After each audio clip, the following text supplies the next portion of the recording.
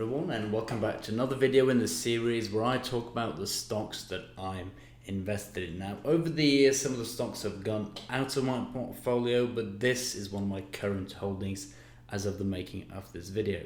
So I bought MongoDB back in February 2019 at about $100, and as of the recording of this video, it's at $150, and it's been all the way up at 180, I believe. It's a very small company and a very volatile stock indeed. Now, the company was founded back in 2013 under a different name, but IPO'd in 2017, and it's been skyrocketing ever since. This is one of those small cloud companies that you know can become really, really big. Now, it's a document-orientated database provider with Atlas, the database software, being their primary offering to their customers. Now, as you might have guessed, MongoDB is a bit of a one-trick pony, offering this software to cloud customers of providers like AWS, Google Cloud, Microsoft Azure, or Alibaba. And this is really how they make all their money. They're not directly competitors to these big cloud providers. They're one of the services you can add on to your cloud experience, if you can call it that. Now, some of the prominent customers are Facebook, Adobe, Coinbase, Google, Cisco, Verizon, EA, SAP, PayPal, and the list goes on and on. So this company really works with most cloud providers and indeed most big companies, even in tech. So this software is very, very complicated, sophisticated, and it's something no one else has been able to replicate, and that's why all these big companies are customers, even though these companies have made some pretty astounding feats in technology themselves. But they're still customers of MongoDB, which is very reassuring, and there are no real competitor in this small niche as of now. 2016 to date, which is January 2020, the revenue has grown from 65 million to 383, representing a 490% increase in less than 4 years, and their stock price has appreciated 320% since their IPO on the 23rd of October 2017. So it's been a moonshot so far, but the company has only gotten started, and they're still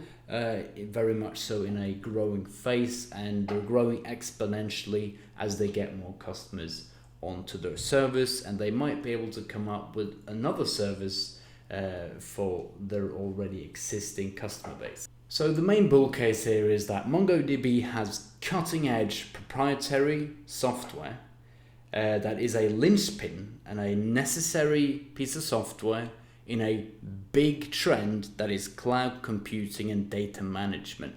Every single large company on the planet needs cloud, they need storage, they need to manage their data and their databases, that without exception.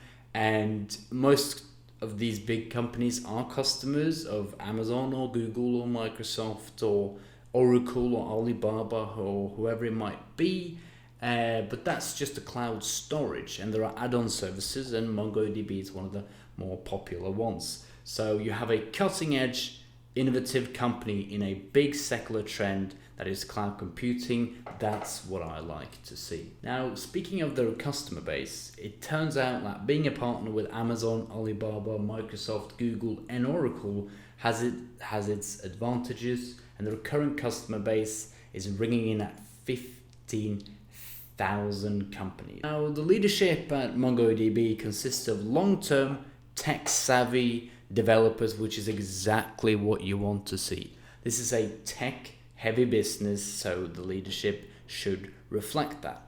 Now, of course, you need accountants and HR reps and general managers and account managers and PR people, but in all, it should be tech guys and women who really knows what they're talking about, because what they are is one company operating one piece of software for one type of service, and if they don't nail this one thing, the company wouldn't exist. So when you have a niche one-trick pony-like company, whether it's offering, database management or a paperclip, you better hope that company is damn good at making paperclips, and you better damn hope that's the best paperclip in the world, because otherwise, why would anyone buy your paperclips? No matter how well run the business is, no matter how much PR you're able to put out there. So the management team is long-term,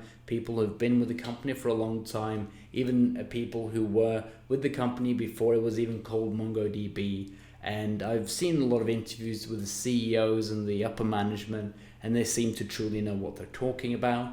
And when they're talking, they're not just yada yada, such a great company, this is our values, we believe in the future and sustainable earth. These guys are talking tech, they're talking cloud, they're talking database, they know what they're doing, they're in the industry, they're going to conventions, and that's really what you want to see in such a small company. Small company, small talk. Big company, big talk.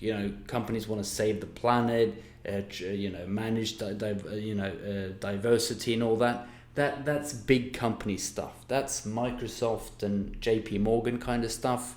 That's not what we're talking about here. Now, the reasons why MongoDB has been a winner, is a winner, and will be a winner in the future is the revenue growth in partnership, innovative products, and they're part of a secular trend.